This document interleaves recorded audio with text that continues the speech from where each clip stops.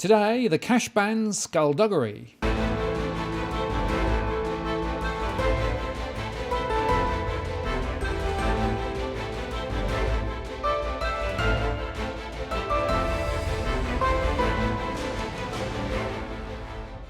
Hello again, it's Martin North from Digital Finance Analytics. Welcome to the latest post covering finance and problem news with a distinctively Australian flavour.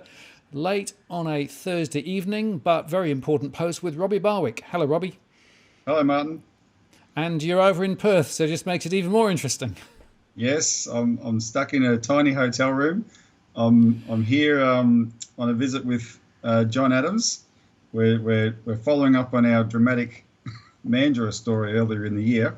We spent the day in Mandurah today, but that's not what this post is about. Driving down to Mandurah, we got a call that the politicians in Parliament today were talking about the cash ban. So with modern technology, we tuned in on my phone on aph.gov.au and witnessed them actually pass the cash ban bill in the House of Representatives. Now, it doesn't mean it's law yet. It hasn't passed the Parliament, but the government rammed it through the House of Representatives today. And so we thought we better do a post on this so people understand what's happened and the urgency of redoubling our efforts. Right, okay, so just to be clear, it went through the House of Reps and it went through by a small majority, and of course it was down party lines, wasn't it? Yes. We'll have some written material about this. I'll prepare a statement for tomorrow that we'll put out online. People can look for a CEC release on it. Essentially now, let me just state, the reason we're using the term skullduggery is because this shouldn't have happened at all today. There is an inquiry, a parliamentary inquiry, an extended inquiry that we reported last time you and I did a post on this, which is a very good inquiry. The submissions close in about 20 days, 15th of November, right? And the main message of this post is, if you haven't made a submission, you better, right? Because we have to. It's all about sending a message, and that's the next stage of it. But I'll come back to that in a minute. So that inquiry is supposed to test the evidence, right? This cash ban is based on certain claims, dealing with the black economy, dealing with tax evasion, okay? And we have already obliterated those claims. We have smashed him out of the park. I've had high-ranking Australian individuals tell me the material that we've put out on how the black economy is already shrinking, etc., is the best they've ever seen, right? They initially thought this was a good idea until they saw the proof. We have presented the proof. I'm going to get to meet Melissa Harrison tomorrow, who put up that excellent website, Exposing the Black Economy report, because she's here in Perth. And Melissa has shown that all the claims about tax, right, are completely overblown, right? So this is devastating material, and the government doesn't really want that to be tested. Okay, so they're determined to get this bill through, even though many members of the Liberal Party have their own very strong objections to it, right? And so they should have waited, though, if parliamentary process was followed, due process was followed, they should have waited for that Senate inquiry and then had a proper debate in the House of Representatives and a proper debate in the Senate. Because they got the numbers in the House of Representatives, they decided, no, we're going to ram this thing through, right, today. And that's why, to be honest, we weren't prepared for this debate today. We didn't know they were going to have one. It would have been notified last night, and I was on a plane coming over here, so I wasn't looking at it for it. John wasn't looking for it, but we shouldn't have had to be. That's the main point. So what the government has shown today is their contempt. Now, this is the same government that rammed through the bail-in law back in February 2018, right, with the same contempt. They've displayed that contempt again, and we have to make sure that we deliver a message back to them because of their contempt, right? So the real fight was always going to be in the Senate anyway, and the first part of that fight is this inquiry, and that's what we have to hit very, very hard. Now, if I can just clarify, a lot of people, even watching this now, would think, well, I made a submission to the Treasury, and a lot of people think it's the same process. It's not. Right? If you've made a submission to the Treasury, it doesn't matter. That's a different process. You must make another submission to this inquiry. Make the same submission. Take what you sent to the Treasury and send to this inquiry. Email it, what you send to us, email it to the CEC, cec@cecelse.com.au, share it with Martin North, email it, share it with us so that other people have a record of what you've sent, because you're sort of at the mercy of the Senate to eventually publish it. But I'm sure a lot of them will be published. But the more that we can get those submissions in, the more of those submissions we can get in the next 20 days, in the thousands, that hits those senators very, very hard, right? Everyone will notice the reaction.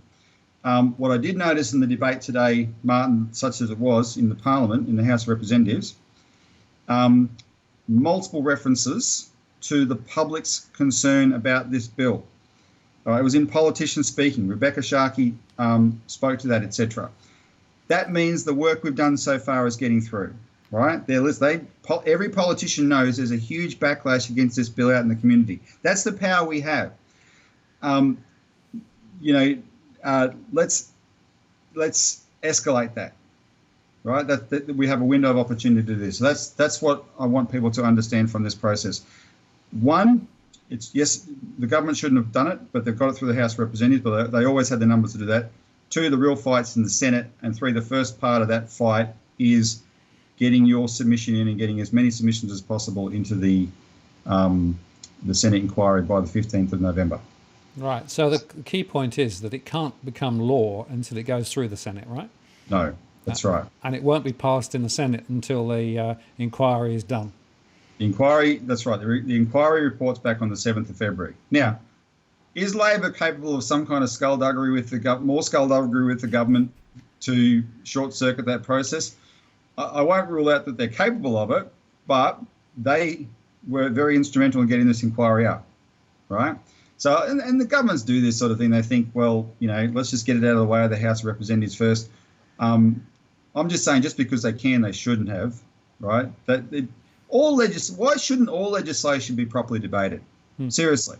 Why should everything be staged and arranged behind the scenes? That's what we have a parliament for. That's why we pay these people, right, to consider this. We know, Martin, there's a lot of Liberals that are really, really upset about this.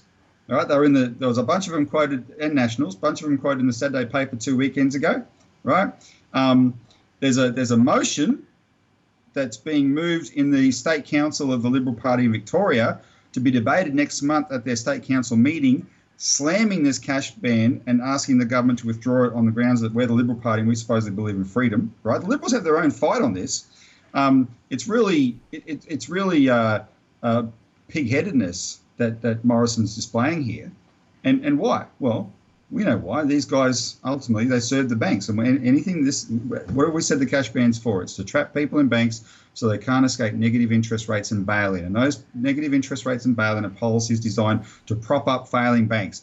They don't want to reform them. They don't want to make the banks change their ways. They want to prop up the sick system we've got. And they're not the only governments in the world doing this.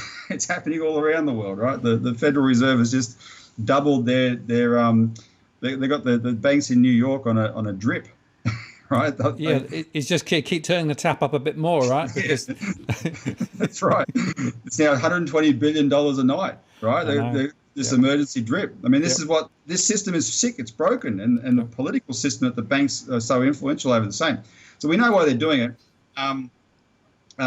but they have to get the mother of all backlashes from the public, and that's the part we have control over. Right, and the key point is, although it's gone through the lower house, it's still got to go through the Senate. There's a mechanism where we can influence that by putting those submissions into the Senate. We'll put the links below. And we need to make a fuss because essentially this is bad law. It is actually an agenda that is actually not the right agenda. And by the way, that $5 billion savings, which is under the Black Economy Task Force, they keep claiming the $5 billion here and there and everywhere, right? Anywhere, but they can't triple and double and quadruple count the same number all the way across the different categories. It just doesn't make any sense. So this is a really important opportunity to make sure that we have our voice and our voice is heard. And, from the point of view of civil liberties, from the point of view of personal freedom, and from the fact that we can't let government just trample all over us just because they feel like it, it's really important to have your say. So, and can I make a suggestion on the say? Have your say about what you think, your personal view, whether it's valuing your privacy, your civil liberties, or just the utility of using cash. And really, if you're someone who does use a lot of cash, Don't be bashful about it. It's perfectly within your rights to say that. Explain to these blockheads that there's a real economy out there that still uses it, right? Have that say. Also, demand this inquiry hold public hearings, right? The government's not, we're going to have to put them under pressure for everything they do, but demand they hold public hearings because at those public hearings, there's lots of people that are prepared to go and talk to the importance of still being able to use cash in the black economy, and there won't be any lack of people to do that. So we can add that in the submission. So if everyone demands that, makes your submission demand that, that'll build a certain theme, and that's the main message to get across today. Make that submission, but we will have other things people can do once the deadline for submissions closes on the 15th. Right, that's just the first step. Now it's very important. Now we focus on that. But once that's closed, for the rest of this year and especially early next year, before the committee report comes out on the 7th of February when it's supposed to be due back by, we'll have lots of instructions on calls people can make, etc., to really keep the heat on and escalate it. By the way, Martin, the CEC has produced a flyer on the cash ban. Actually, if I can I brought a bunch of them with me.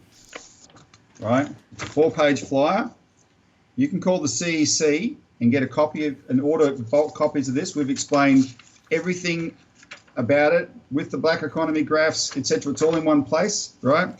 So call in on the CEC's toll-free number, 1-800-636-432, and you can order bulk copies of that flyer to get it around everywhere, right?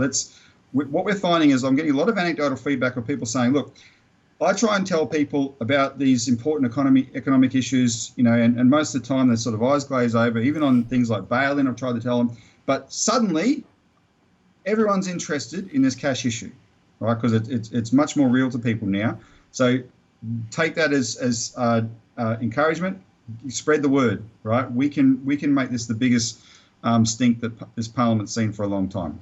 Yep. Thank you, Robbie. Well, I appreciate your time tonight, and we'll get this post out straight away. And to everybody watching, make that submission. It's really important. We've still got a very important opportunity to make sure they understand how we feel about this critical issue. Yep. Thanks, Martin. See you later. Martin North from Digital Finance Analytics. Thanks for watching. I'll see you next time.